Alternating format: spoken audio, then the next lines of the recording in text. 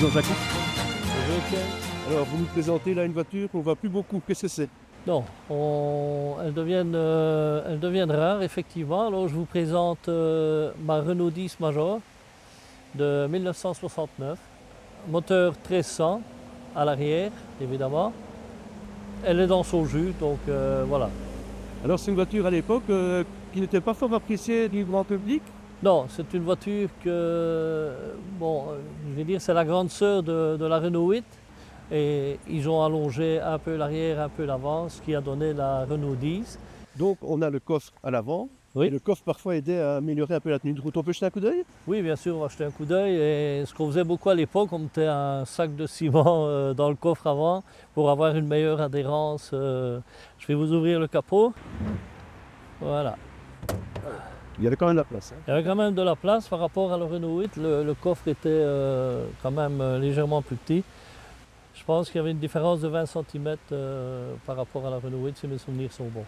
Et il n'y a pas de roue de secours chez vous? Alors, il y a une roue de secours. Ah. Elle se trouve, si vous voulez, je peux vous la montrer. Elle se trouve au niveau de la plaque d'immatriculation. Vous pouvez vous rendre compte par vous-même que la roue de secours se situe en dessous. C'est ce que certains appelaient le manche-disque. Oui, c'était à l'époque, ils appelaient ça le manche-disque, effectivement, parce qu'on rentrait la roue un peu comme un CD dans son appareil, je vais dire. Voilà. Bon, si le moteur n'est pas devant, il est derrière. Ah, il faut quand même qu'il y en ait un. Hein.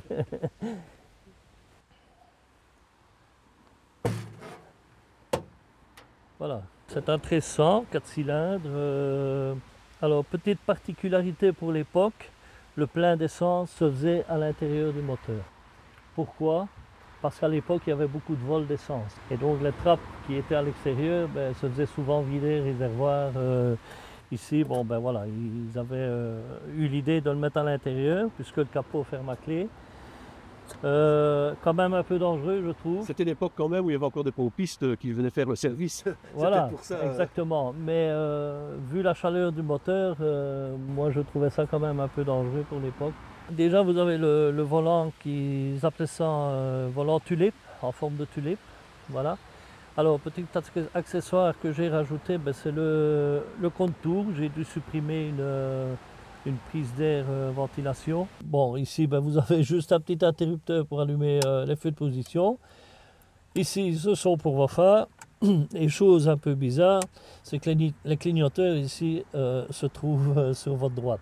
Ce qui fait que quand vous reprenez votre voiture de tous les jours, il vous arrive de mettre les essuie-glaces plutôt que d'allumer les phares. Elle roule bien? Oui, très Donc bien. On peut faire un essai routier? Tout à fait, on va aller faire une petite balade ensemble. Allez, on y va. Et la Renault 10, c'était pas vraiment votre choix? C'était pas mon choix initial. En fait, j'allais sur internet et je regardais un peu. Et puis à chaque fois, j'appelais mon épouse, viens une fois voir. Oh non, je n'aime pas, il n'y a pas de chromé, il n'y a pas ci, il n'y a pas là. Bon. Ça a duré 6 mois et à mon avis, au bout de 6 mois, elle en a eu un peu marre. Et je lui montre la Renault 10 ici, elle me dit, oh, elle n'est pas vilaine. Je lui dis, on va la voir. Donc voilà, on est parti la voir. Mais bon, en roulant, je me disais, bon, c'est pas encore ça que je cherche. Bon. Et puis en revenant, le garagiste me dit, qu'est-ce que vous en pensez? Et à mon épouse qui est assise derrière, qui dit, on la prend. Bon, un peu surpris.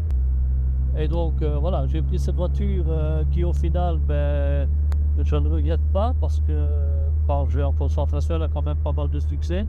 Elle devient très rare et puis les gens viennent retrouver et me disent oh mon papa on a eu ceci, cela, voilà.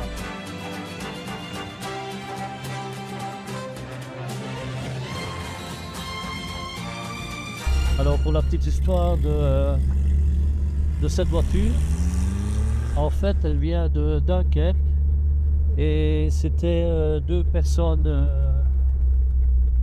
je vais dire d'un certain âge déjà.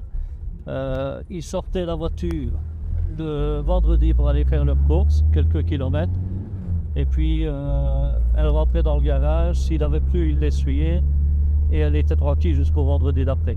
C'est une voiture qui est quand même assez rare dans les concentrations, on en voit peu. Très très rare, je vais dire, j'en dirais, allez, je vais dire sur les 18 ans que je l'ai, j'ai peut-être vu 2 Renault 10 Bon, encore une fois, c'était le vilain petit canard de chez Renault parce que personne n'en voulait. Elle a été produite à 600, un peu plus de 690 000 exemplaires. C'est un engin qui est facile à conduire? Parce que bon, avec le tout à l'arrière, à l'époque, ça n'a pas très bonne réputation.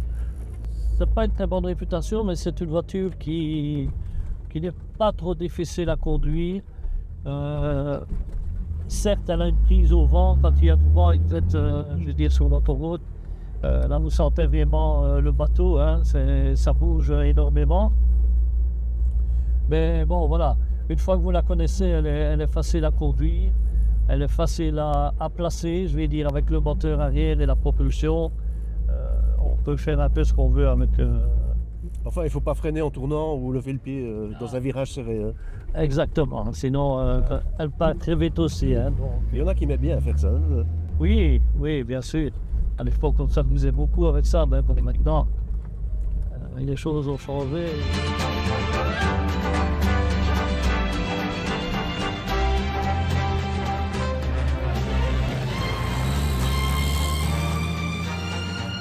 Vous avez concocté un circuit ici autour de Ronquière, Braine-le-Comte et Caussil.